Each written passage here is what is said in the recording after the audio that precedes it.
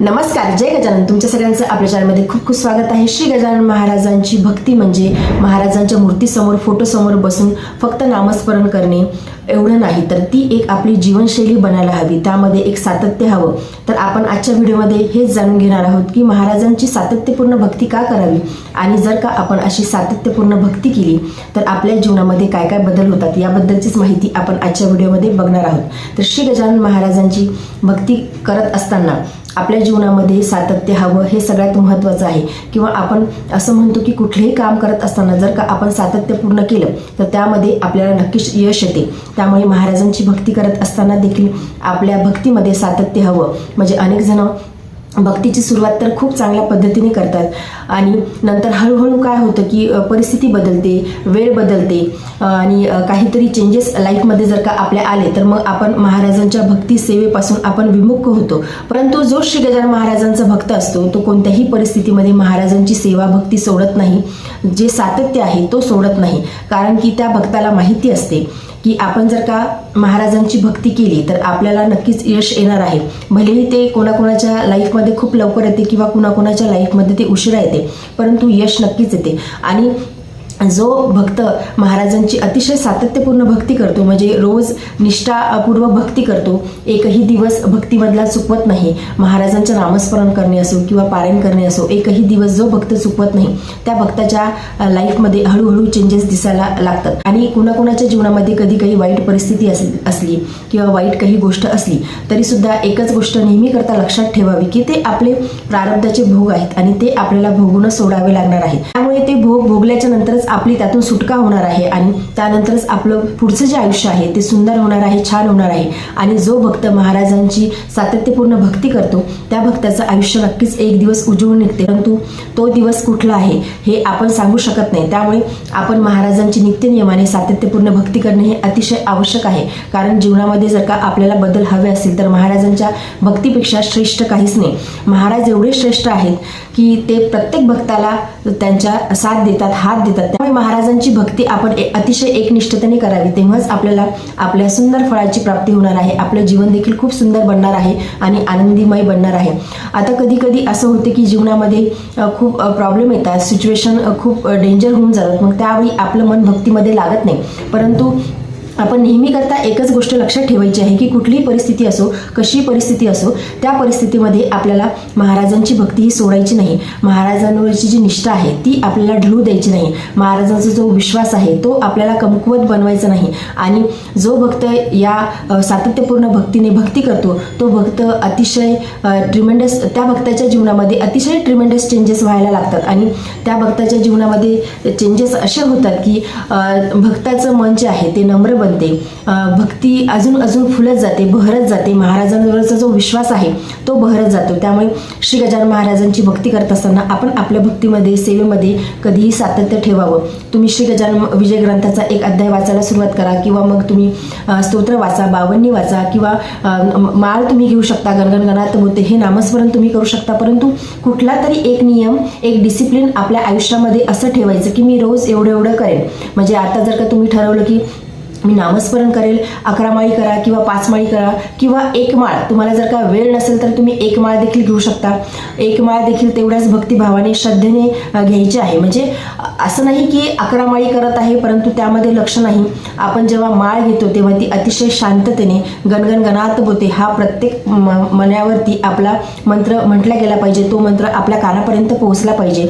जेव्हा आपण जेव्हा आपण असा मंत्र जप करतो की आपण मंत्र एवढ्या जोरात म्हणतो की तो मंत्र परत आपल्या कानापर्यंत पोहोचतो, तेव्हा आपल्या जे आतून बाहेरून आपलं अंतरंग मन बदलायला लागते. म्हणजे काय होतं की आपलं जे मन आहे ते शुद्ध होते, पवित्र होते. महाराजांबद्दलची जी भक्ती आहे, महाराजांबद्दलची जी निष्ठा आहे ती अजून अजून वाढते. त्यामुळे आपण कधीही माळ जप करताना किंवा मंत्र जप करताना, भलेही तुम्ही मंत्र जप मग माळीवरती घ्या, काउंटरवरती घ्या किंवा तुम्ही चालता बोलता करा, परंतु तो जो नामजप आहे, तो जो मंत्रजप आहे, तो आपल्या कानापर्यंत पोहोचू द्या. त्यामुळे आपली भक्ती ही वृद्धिगत व्हायला सुरुवात होते, आपल्या भक्तीमध्ये पुष्टी येते. त्यामुळे तुम्ही हळूहळू या सगळ्या गोष्टीची सुरुवात करा, परंतु त्या गोष्टीमध्ये सातत्य ठेवा, डिसिप्लिन ठेवा. त्या डिसिप्लिनने जर का आपण महाराजांची भक्ती केली तर नक्कीच महाराजांची कृपा आपल्यावरती होणार आहे. आणि नेहमी करता मी तुम्हाला सांगते की मनामध्ये कधीही संशय ठेवू नका. मग ती कशी परिस्थिती असो, कुठल्याही परिस्थितीमध्ये महाराजांवरती संशय कधी घ्यायचा नाही की महाराज ही परिस्थिती माझ्यासमोर का आलेली आहे, किंवा मीच या सिच्युएशनमध्ये का फसलेली आहे, किंवा माझ्या बाबतीत का असं होते, मला सगळे दुःख का भोगावे लागतात, ह्या सगळ्या गोष्टींचा विचार कधीही करायचा नाही. आता प्रत्येकाच्या आयुष्यामध्ये वेगवेगळे प्रॉब्लेम असतात. या जगामध्ये जर का आपण विचार केला तर कुणी सुखी नाही. प्रत्येक जण आपल्याला असं वाटते की दुरून बघताना की तो खूप सुखी आहे, पण त्या व्यक्तीचे जे काही व्यक्तिगत प्रॉब्लेम आहेत, इंटरनल इश्यू जे आहेत, त्या व्यक्तीलाच माहीत असतात. त्यामुळे आपण फक्त दुरून बघता कुणाबद्दल काही मत मांडू नये, कारण या जगामध्ये प्रत्येक व्यक्तीला टेन्शन्स आहेत, प्रॉब्लेम आहेत, स्ट्रेस आहे. प्रत्येक व्यक्तीला टेन्शन आहेत, प्रॉब्लेम आहेत, ज्याची त्याची जीवन जगण्यासाठी धावपळ चालू आहे, ओढाताण चालू आहे. प्रत्येकाच्या आयुष्यामध्ये काही ना काही प्रॉब्लेम असतात. कुणाचंच असं आयुष्य नाही की विदाऊट प्रॉब्लेम तो खूप छान जगत आहे. आणि मी तर म्हणते की आयुष्यामध्ये प्रॉब्लेम असावेत. आयुष्यामध्ये जर का आपला प्रॉब्लेम नसले तर आपण महाराजांची भक्ती कधीही करणार नाही, आपण महाराजांपर्यंत कधीही पोहोचणार नाही. त्यामुळे प्रॉब्लेम आपल्या आयुष्यामध्ये यायलाच हवे. प्रॉब्लेम हे खूप छान पॉझिटिव्हली तुम्ही घ्या की आयुष्यामध्ये प्रॉब्लेम आहेत, आपल्याला तो प्रॉब्लेम टॅकल करायचा आहे किंवा तो प्रॉब्लेम कसा सॉल्व्ह करायचा आहे. कारण की आयुष्यामध्ये जर का प्रॉब्लेम नसतील तर आपलं आयुष्य जे आहे ते अतिशय नीरस होऊन जाईल. त्यामध्ये आयुष्यामध्ये काहीही आनंद राहणार नाही, सुख राहणार नाही. जेव्हा आपण कुठल्या गोष्ट मिळवण्यासाठी काही स्ट्रगल करतो ते आयुष्य खूप सुंदर असते, ते आयुष्य पुढे चालून खूप सुंदर बनत जाते. त्यामुळे आयुष्यामध्ये हे प्रॉब्लेम असायलाच हवेत. प्रॉब्लेम फेस केल्याशिवाय आयुष्य हे सुंदर बनणार नाही, आयुष्यामध्ये आनंद जो आहे तो मिळणार नाही. किंवा कुठल्या गोष्टीसाठी स्ट्रगल करतो तर ती खरंच खूप छान गोष्ट असते. स्ट्रगलिंग जे आहे ते खूप सुंदर असते आणि स्ट्रगल केल्याच्या नंतर महाराजांची भक्ती जर का आपण त्यासोबत जोडली आपला स्ट्रगल करत असताना, तर नक्कीच आपल्याला जे आपलं उद्दिष्ट आहे ते मिळणार आहे आणि आपलं आयुष्य देखील उजळणार आहे, आयुष्यामध्ये आनंद येणार आहे. त्यामुळे महाराजांची भक्ती ही अतिशय सातत्याने करा, निष्ठापूर्वक करा. तुम्ही जो नियम बनवून घेतला आहे तो नियम तोडू नका. कुठला तरी एक नियम आयुष्यामध्ये अवश्य पाळा महाराजांच्या भक्तीबद्दलचा, की मी रोज श्री गजानन विजय ग्रंथाचं पारायण करेल किंवा नामस्मरण करेल, किंवा काहीच नाही झालं माझ्याकडून तर मी चालता बोलता नामस्मरण करेल किंवा बावन्नीचं वाचन करेल किंवा स्तोत्राचं वाचन करेल. या सगळ्या गोष्टी आपल्या आयुष्यामध्ये असायलाच हव्या आणि आपण त्या नित्य नियमाने पूर्ण करायला हव्या. म्हणजे तसं एक डिसिप्लिन, एक शिस्त स्वतःला लावून घ्यायला हवी की मी आज दिवसभरामध्ये ह्या गोष्टी मी करायच्या ठरवल्या आहे आणि त्या माझ्याकडून झाल्याच पाहिजे. मी महाराजांच्या सेवेचा हा संकल्प घेतला होता आणि तो माझ्याकडून पूर्ण व्हायलाच हवा. जेव्हा तुम्ही 21 दिवस कुठलीही गोष्ट कंटिन्यू कराल तेव्हा आपल्या शरीराला, आपल्या मनाला त्या गोष्टीची सवय होते आणि आपसुकच मग आपल्याकडून त्या रोज गोष्टी घडतात. त्यामुळे 21 दिवस तरी तुम्ही ॲटलिस्ट प्रयत्न करा की मी 21 दिवस कंटिन्यू श्री गजानन विजय ग्रंथाचं एका अध्यायाचं वाचन करेल किंवा मी नामस्मरण करेल किंवा तुमची जी इच्छा असेल बावन्नी वाचाल किंवा स्तोत्र वाचाल किंवा अष्टक वाचाल, तुमची जी इच्छा असेल ते, परंतु तुम्ही 21 दिवस त्या सेवेमध्ये सातत्य ठेवा आणि ॲटोमॅटिकच मग नंतर आपल्या मनाला, आपल्या शरीराला त्या गोष्टीची सवय होते आणि महाराजांची भक्ती आपल्या मनामध्ये फुलत जाते.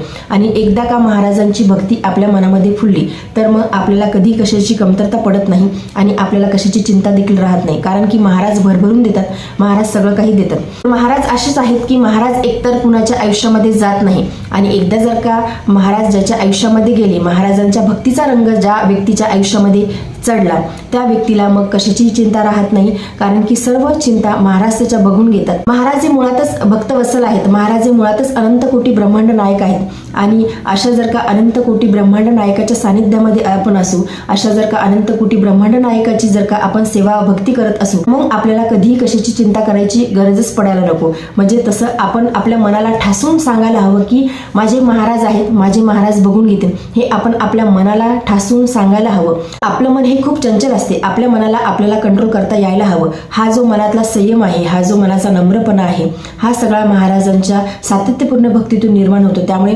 महाराजांची भक्ती ही अतिशय सातत्यपूर्ण करा, त्यामध्ये एक डिसिप्लिन ठेवा. संकल्पयुक्त तुम्ही जर का सेवा करत असाल तर नक्कीच तुम्ही संकल्पयुक्त सेवेला सुरुवात करा. आणि संकल्पयुक्त सेवा करणे का गरजेचं आहे हे देखील मी तुम्हाला एखाद्या दिवशी व्हिडिओमध्ये तुमच्यासोबत एक व्हिडिओ शेअर करेल की संकल्पयुक्त आपण भक्ती का करावी, जेणेकरून आपल्याला आपले इच्छित उद्दिष्ट मिळेल आणि महाराजांची कृपा देखील आपल्यावरती होईल. तुमच्या भक्तीमध्ये सातत्य नक्कीच ठेवा, कारण की यामुळे आपल्या जीवनाचं कल्याण होणार आहे आणि महाराजांची कृपा आपल्यावरती होणार आहे. तर आजच्या व्हिडिओमध्ये एवढंच. व्हिडिओ जर तुम्हाला आवडला असेल तर व्हिडिओ लाईक करा, चॅनलवरती नवीन असेल तर चॅनलला सबस्क्राईब करा.